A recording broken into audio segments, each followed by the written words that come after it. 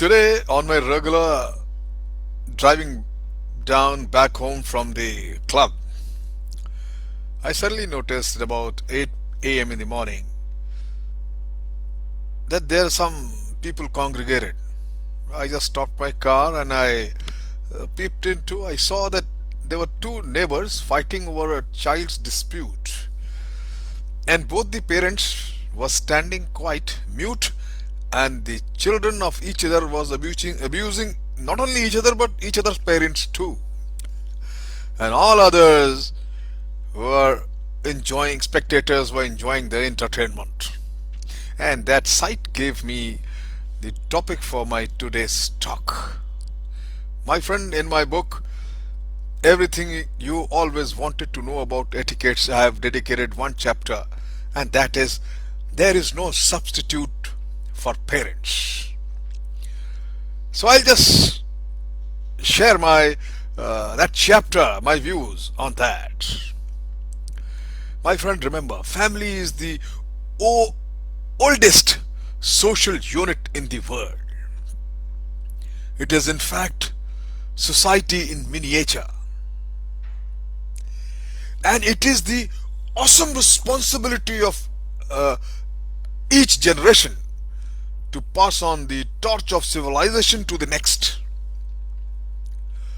A child does not belong to two people whose union made his existence possible. My friend, he is just only on loan to them during his formative years. But they are so essential and so important that during these formative years only the twig is bent, and that is the way the tree will grow further. You can do just nothing about it. You cannot straighten by any means that tree which has grown to that particular direction by the bend given by the parents. Parents are so important. Somebody has said it very wisely. If mother is the first tutor of the child, then the parents and the house is the first university. It's a parent's responsibility to see that their children get the right set of values. They got to devote time. Nothing happens on its own. Each parent first has to decide what is grooming, what is right grooming or wrong grooming. Is just giving a big house, the world's the best cars, and the high quality living? This is what is the grooming? Or instilling the values of honesty, integrity, courage, simplicity, loyalty, and good conduct and behavior? That is the values of life. That is grooming. Grooming is not an asset. It's not a thing.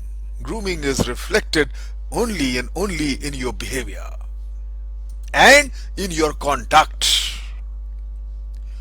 My friend, the most precious right, that of passing along to the children the family's spiritual and moral heritage, rest on parents. My friend, there is no substitute. There is no substitute for parents. It is the parents' influence, for good or bad, that forms the child's character. The most common example I give here, you all know it. Just imagine, for instance, a child is habitually late. He never does his homework, loses his valuables very frequently. Let me tell you, even if parents gets the best trainer, best tutor, best coaching, sent into the best institution for training and grooming, those children will never learn the sense of responsibility. All training, my friend, all training camps, all training institutions in the world is of no avail if the child, because when the child gets home, he or she is again allowed to become dependent on his or her parents for everything. It is same with honesty. School cannot teach them to be honest when there are conflicting values at home.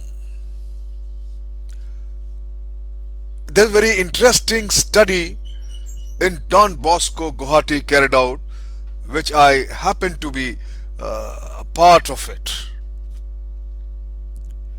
And the study was very simple. They conducted a small exam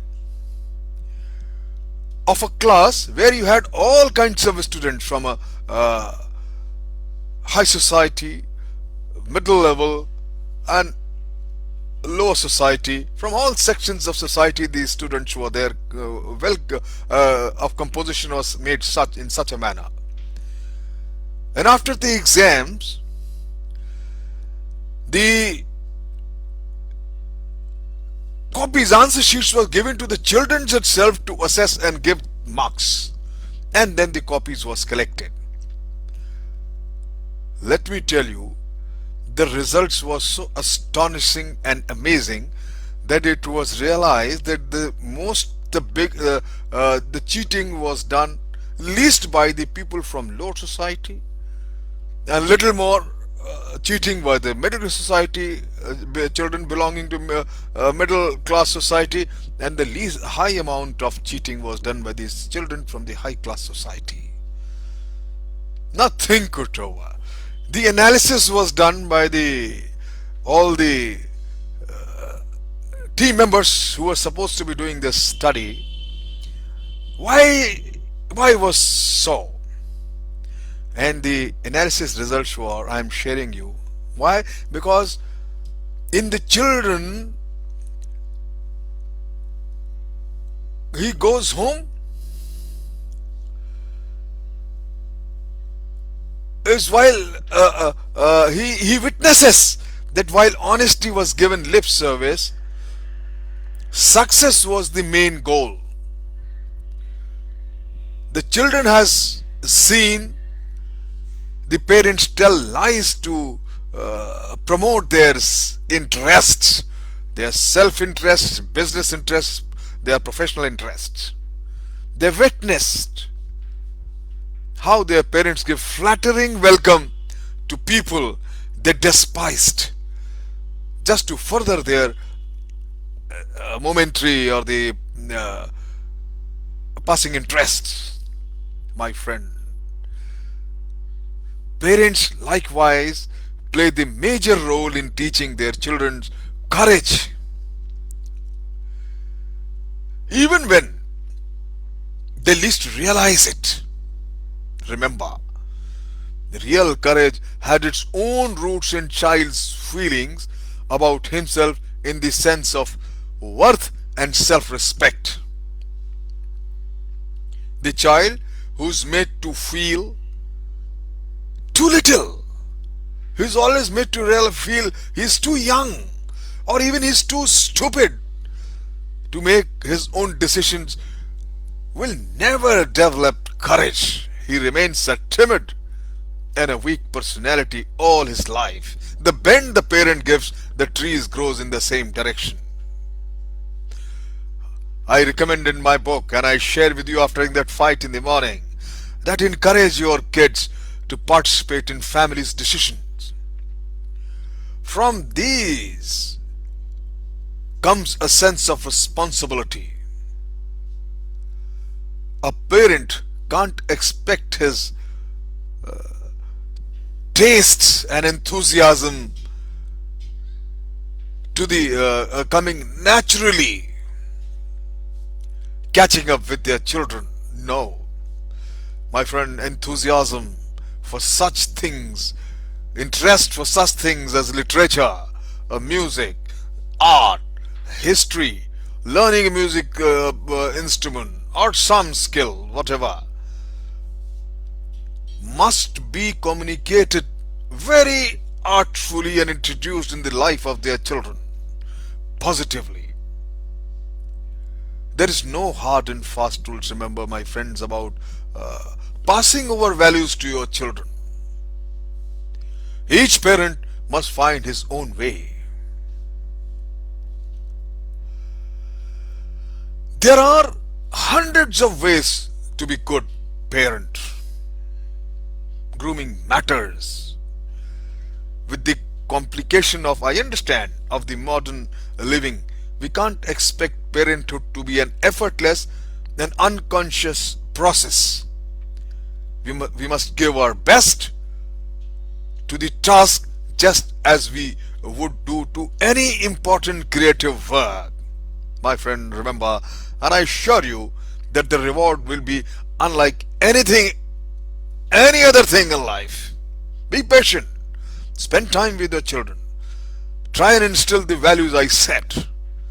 Because once they grow up, there's nothing can be done about it. Thank you very much.